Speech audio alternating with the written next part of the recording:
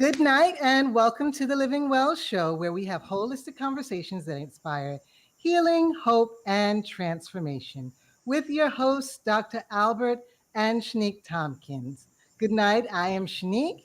Hi, I'm Dr. Albert. How you doing? And we thank you for joining us on tonight. We are expecting another amazing interview. So, Doc, will you go ahead and introduce our guest? Yes, I sure will. Today's topic is Awakening the Giant Within, How to Discover Your Purpose.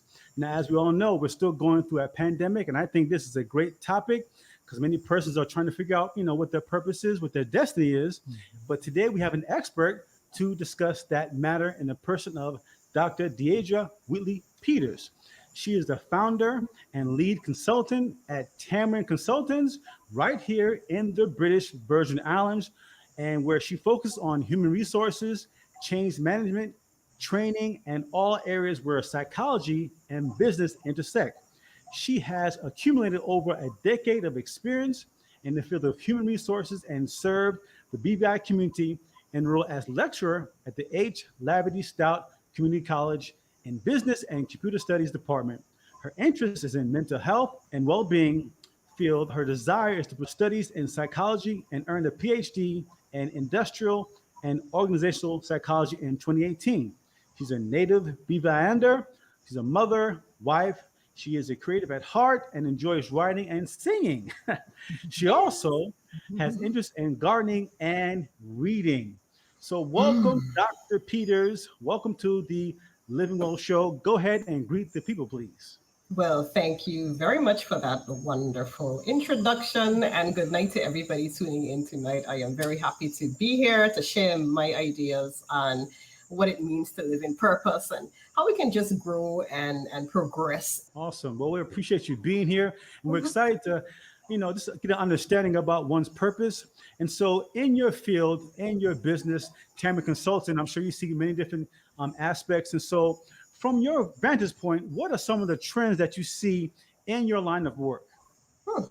Well, these days, things have changed a little bit. COVID has kind of granted the power for extremes in a sense, right? Normally, a lot of people kind of function in this in-between space. Yes, you have your peaks and your valleys and so forth. And a lot of people were okay. Some people not so much, especially after Hurricane Irma, but we had a lot more okays.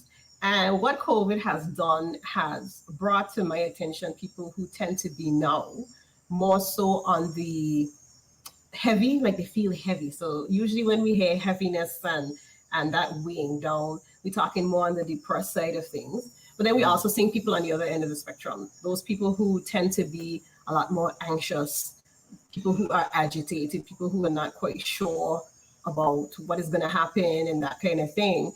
So we tend to have people on those extremes, people who tend to be weighed down by what life is throwing at them. And then those other people who tend to also be anxious about what may happen. And then sometimes you actually have people who are in the in-between categories and they're feeling a little bit both, actually. At one point, they're not really happy about what the future might bring, and they're worrying too much about it and feel like they're overloaded, overburdened, and they may not want to continue on with it. We do have a few people who are doing okay, and a lot of us are doing okay. So it's not everybody just like, really, really suffering as much as we would one could think. But certainly there are a lot more people than I used to see who are reaching to the point where they feel like they need to reach out and say like, yo, I have a problem. I might need a little bit of help, or they just want to talk. They're at least open and willing to talk, whereas before, not so much. Interesting. So you have a range of people. You have people that are teetering on the side of depression. You have the persons who are teetering on the side of anxiety. And then somewhere in the middle, it sounds like there are people that are struggling with just not being happy either way, or maybe being discontent. So how would you define that group of people who may be discontent? Well, discontent people generally have a bit of a difficulty finding what makes them happy or what satisfies them. Somehow they're stuck in this state where they're kind of just there. It's not like I'm happy to be alive. It's like I am here. I just, it's a meh. That's the easiest way to define discontentment. It's a meh kind of feeling. And contentment, obviously, on the other side. You're happy to be alive. I'm thanking God for being here, that kind of thing. Just to be happy and satisfied is contentment. I don't see as much of that as I would like to these days. Yeah. Hmm. Yeah. Interesting. So, what advice would you give those who are trying to find contentment, especially like now where Mhm. things are topsy turvy? They're not exactly sure what's happening next. What advice would you give to those people trying to seek contentment? Well, that's a pretty big question. And that differs from person to person. I might Mm. feel like, just sitting down and listening to music makes me happy. That offers me some satisfaction. But when we think about the larger scope of things, I think of an analogy in a sense, right? We think of the world and ecosystems, right? We think about it in the ocean, we think about it in forests, right? You have things that might be scavengers, you have the vultures that pick on the things that are already dead, the predators might actually be there to kill them. You have other Mm. things that will eat fruits and then they will germinate the forest with new seeds. We all have this role. Actually, Yeah. nature has this rule. And I know a lot of times we consider ourselves outside of nature, but we're not. We're actually a part Right. of this. We have our role to play too. So I Yeah. think when you start to talk about satisfaction, right, because that's a part of contentment, we Mm. consider what our role is. We have that part that we play in the larger ecosystem as the human species, but then as individuals as well. There's that internal micro, if you will, micro ecosystem, and we all play our individual roles within that ecosystem. So the True. question is, what is our role on the larger as well as the smaller scale? I think that's what people struggle with a lot. You Mm. know, what is my individual space in that? And I guess from my standpoint, I would consider that our talents actually play a big role in helping us to understand why we are here, right? Mm. Now, I can only use myself as an example. Oh, I should use my husband because, I don't want to just talk about it, right? She'll be fine with it. So, when I first met my husband, the thing that stood out about him, he was also the manager of a business at the time, but he was also a photographer and he's really passionate about taking these pictures. Now, for me, a person I think about, we're taking a picture, blah, blah. My Mhm. husband says being a photographer is about capturing memories and, Mm. and keeping them there for them to last a lifetime, capturing people's happiest moments. To me, the way that he looked at that was so much bigger than this is just photography. This is Mm. about helping people to preserve some type of moment that made them feel a certain way. And when he's composing and editing his photos, you will hear him talking about, I can't use this because it doesn't tell the story. It doesn't Mm. give you the feeling that matches the story. So he looks at himself, and I would have never thought about a photographer this way, but he looks at himself as a storyteller, right? And Hmm. he is helping people to be able to hold on to moments for a lifetime. Mm. All of a sudden it's this big deep thing, right? Right. Yeah. So in similar ways, I think we have to, if we would really like to consider what it is, our purpose is we consider our talents and then think about what that means to people. I have, for me, so yes, I'll get back to me just to give another example. So for me, I have found myself naturally gravitating towards when I see people in pain or they're suffering. Mhm. I sometimes feel like I just want to give this person a hug. I just want to talk to them. I just want to make them feel better, right? And I have talents, right? I sing, as I might have mentioned. I like to write stories. I'm in HR. My background is in psychology. Now, let's look at singing, right? Because that's a Mhm. talent of mine. And you would wonder how in the world that has anything to do with making anybody feel better. I don't look at music as something that I just sing and it's a song and then somebody might, yay, that sounds nice, and then we're done. Mm. Music has a kind of power in it. And I Yeah. know a lot of people may not think about it that way, but it has a power in it. I would be, it's been a while since I sung, but I would sing a song sometimes and watch two people go back in time. That's how I look at it. They go Mm. back in time to that time when they got married and they had this slow. I mean, sometimes these people who tutus away from falling over, but they just gone. Like they ain't even there. Yeah, their bodies look like they're there, but they ain't there. Yeah. They've Yeah. gone back in time and for a while, just for like 2 minutes or however long that song lasts, I mean with us, they don't feel the pains, they mightn't feel the aches, they mightn't feel all of that. For Yeah. a while, they transport it into another place, and it's okay. Yeah. It's okay. So, I think of all of that, and I'm like, that's a part of what I think I'm here to do. It's a Mm. part of helping people to relieve whatever issues they may have, or at least relive and feel contentment, peace, happiness, that type of thing. So it's not, I mean, singing and obviously helping people to be in a good place ain't necessarily things that people would generally link together, Okay. but it really doesn't matter what your profession is or what you're doing, as long as you feel like you're doing the thing that you're supposed to do naturally. Like, I don't even think we need to think about it as hard as we would like to think. There are things Okay. that we're naturally good at. I Okay. think we just need to use those talents. I think we're all created for a reason, and we have been given talents for that particular reason. Once you have a talent, I think you need to use it. And when you do that, you somewhat live more so in your purpose than Mm. anything else. So it sounds like when we analyze our life and look at those things that bring us enjoyment and fulfillment, Mhm. somewhere in there, in that state of being content, we may be able to identify our purpose. Can you expound on that journey of linking contentment and truly being settled in what we were created to do? Well, if we consider my definition of contentment, right, which is Mhm. not just happiness, but satisfaction. Mm. When do we feel satisfied? Mm. Usually, I don't know about you. I can say about me. If I'm trying to do something, I don't know if you can go back to when you were a little kid and you were trying to tie your shoelace, right?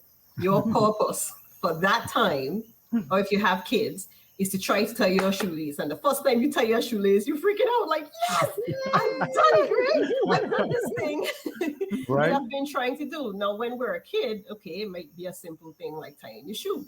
But once you grow older, then your goals and your aims, they become bigger. Many times they grow outside of yourself even. Mm. And once you are able to meet those goals, there's a certain measure of satisfaction that you feel. Okay. So I think once you have aim and goals and objectives, then you can move towards those. There's a certain level of satisfaction and contentment you're going to get. Now, also, when we speak about contentment, we're also speaking about happiness. So I've been speaking only about half of the equation. Okay. Happiness, I think, is also built into a spirit of gratitude, right? There's a lot of things that are tough right now, and I think affects people's ability to be content. And that's because COVID and whatever else is going on, many people are not employed, many people have lost loved ones, many people have ill loved ones, etc. It's hard to ignore those things because they keep coming at you left, right, and center. I can't even see somebody that I haven't seen in 5 years and I can't get them a hug. Like, what? Right. It's Right. the simple things, but they're everywhere. And it makes it harder, I think, to appreciate the blessings that we do have. That I think sometimes we need to refocus. Like every day, I think we need to consider the things that we do have. Yeah. And even if we can, it's hard to think about it sometimes every morning, even if you have to write it down and put it somewhere on your wall or wherever the case may be, just to be reminded. Simple things like rain, you can find joy and contentment in. Mm. There are a lot of places that don't have none. Climate change doing its thing or whatever the case may be. Well, we're blessed with that. We do have family members that are still here. You know, Yes. we might have a pet, we might have plants, we have a beach. I look at the sea today, it was a really cool blue. Like, I Yeah. really, like, I know it seems weird, but anybody ever thought about how awesome an artist God is? Like, really? Like, Yeah. to pick that blue and put those green trees at the background and be like, yeah, that works. Like, I can do that Right. because I know I can do that. Right? But they're Right. the small things that we can focus on. They're there every day. It might be harder for us to see them now, but it doesn't mean Yeah. that they've gone away.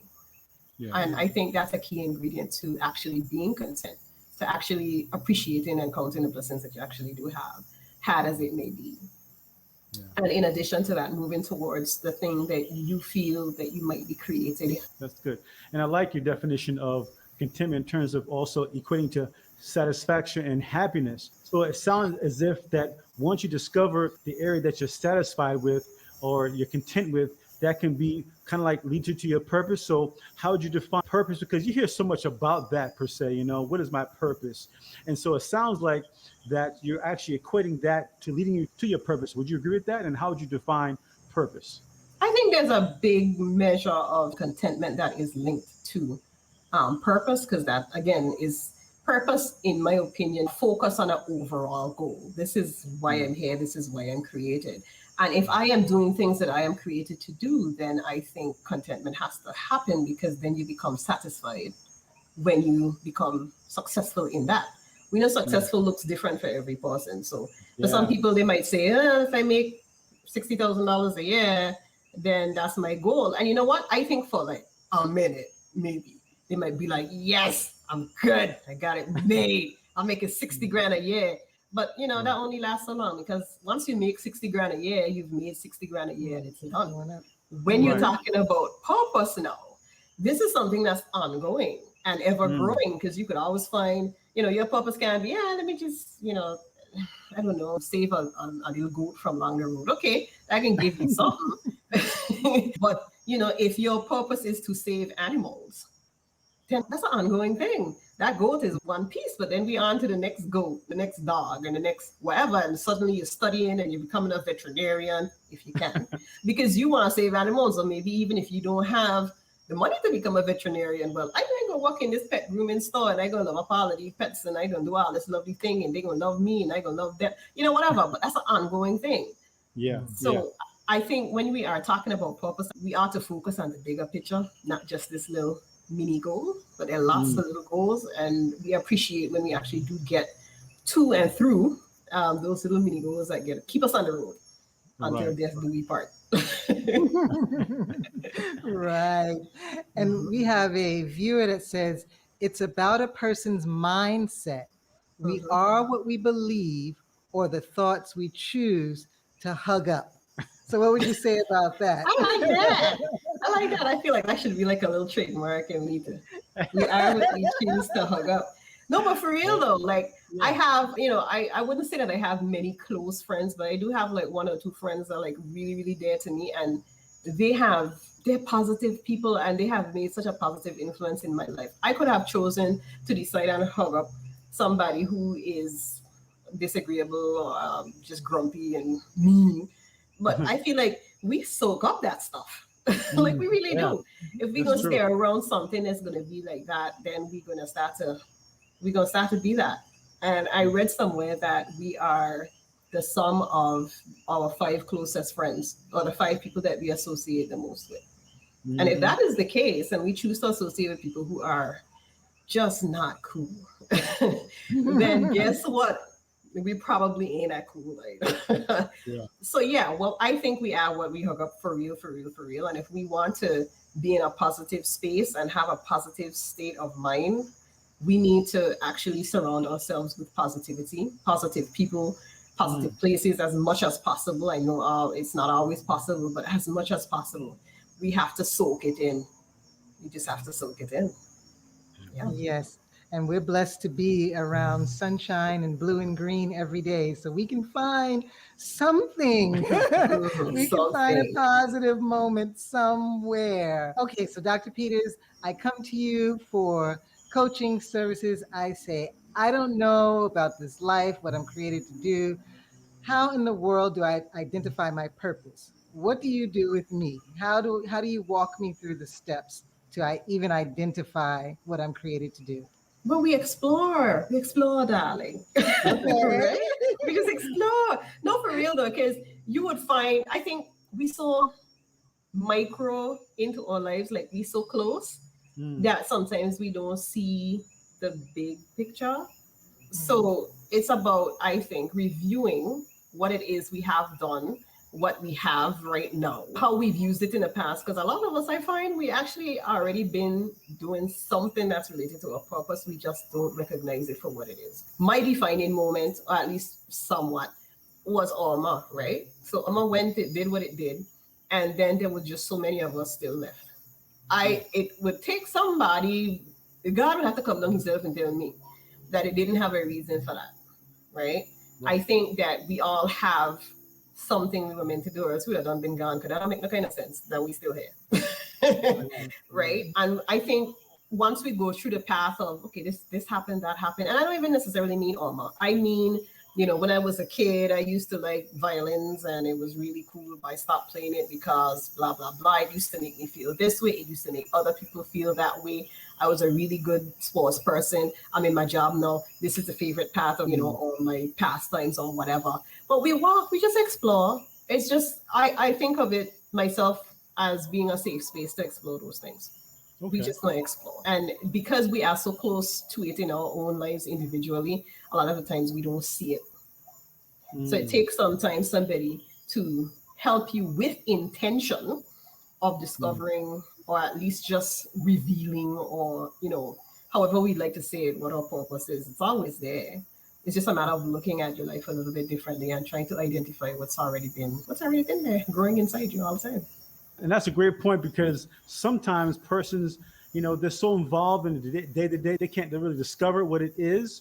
And so what advice would you give to those who feel, I can't discover my purpose, I can't find it, I've been doing this, I'm not really satisfied, I'm not really content, and I know I've been trying different things, right? But I still can't seem to put my hand on it. What would you suggest to that? Because that can be a real frustration for many persons. Well, I think mindset, I can borrow my comments, my comments thing there, but really and truly, I think it's a matter of shifting the mindset and being intentional about it. And looking at the things that you have been doing, the things that bring you joy, because even if we don't consciously understand or realize that we're actually bringing ourselves contentment and joy, which leads to purpose, we already know subconsciously. So where am I happiest? What am I doing when I'm happiest? We review certain things. I think it's a matter of reviewing yourself, reviewing your history, reviewing the things that have made you smile. And especially when you're doing them, like what makes me smile? Because if it's making me smile, it's probably satisfying some kind of urge and need that I have inside of me. That's good. So, when we review those types of things, I think you begin to step on the path. Because if you continue to do the things that make me smile, usually those things are not just about me, because I could eat a piece of chocolate cake and Lord, that's gonna make me smile. Right? So don't just keep eating chocolate cake and say, I found my purpose, it's to eat chocolate cake. Right? No, that ain't it. But the things, especially when we're doing them for other people, when it's work, when something is work, but it still makes you smile. Woo, that's a big clue. Yeah, I had a long, hard day, but it makes me smile. I feel happy. I'm happily exhausted. Right. Hey, that's good. You feel like fulfilled almost, I would say. Exactly. Yeah. Yeah. Well, that's good. And I like what you said before, that you would help a person discover. So is that what you do at Tamarind Consultants? Tell us about that. Yeah, so we do a number of things at Tamarind Consultant. Yes, we do offer one-on-one coaching sessions, or I like to call them exploration sessions if that is what the client needs. But we also try to focus on mental health and well-being within businesses and organizations. Mental health being those areas where behavioral change as well as wellness kind of intersect on the business side of things. So, for example, at the last Carib HR conference, we spoke about purpose.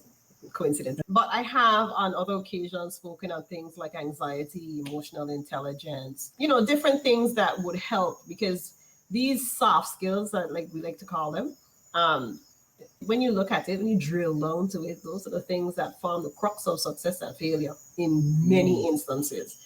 Especially as an HR professional, you get to see where, we can't keep this person because they can't get along with this person or that person or whatever the case may be. So, people have to work on being able to get along. We deal with conflict management as well as mediation, all of those things. But anything that intersects or combines the psychological perspective or human behavior with business, that is something that we tend to specialize in. Okay. And I appreciate that, because sometimes when you're doing mediation and you're at a standstill, is it because maybe the purpose has changed for a person and they haven't recognized it? Or do you go and say, you know what, you all need to see that, you need to see from this vantage point? That's something you all do? Well, yeah, definitely. And we try to focus on the nitty-gritty of it all, right? Usually you think people come into a business and we're focusing on the business and what helps the business to succeed, but sometimes people purpose in the business change. It may be for self. It may be that we're not thinking holistically about the business, but we're thinking about this section, which is my section. So again, this whole self thing comes into play. and it tends to cause ruffle some feathers and all of those things. So what we try to do is to really extract the true essence of what we're supposed to be dealing with, rather than it being, okay, well, I want to shine, I. Then we get to focus on what we need to do and what the organization needs. And we get to focus and drill down to, okay, how can we both win, if at all possible? And usually, when you drill down to the whole purpose bit that's not on the surface, you'd realize that really the overall goals ain't necessarily always as incompatible as people would like to think. It's just that the self gets in the way. So we try to take away a little bit of self on either side and drill down to what the real goals are, long and short. Yeah, that's good. Well, that's awesome. So let's say a person wants to find their purpose, or they have a company that wants to get some consultation. How can persons reach you and contact you? All right, so they can always contact me via WhatsApp or telephone at 442-5438. That's 284-442-5438. In addition, we do have a LinkedIn page that I hope I would be able to put somewhere that we can see it, because I can't say it out of my head. And we also can be found on Facebook as well. So if anybody needs to contact me, that is how you get me. That's where you find me. Wonderful.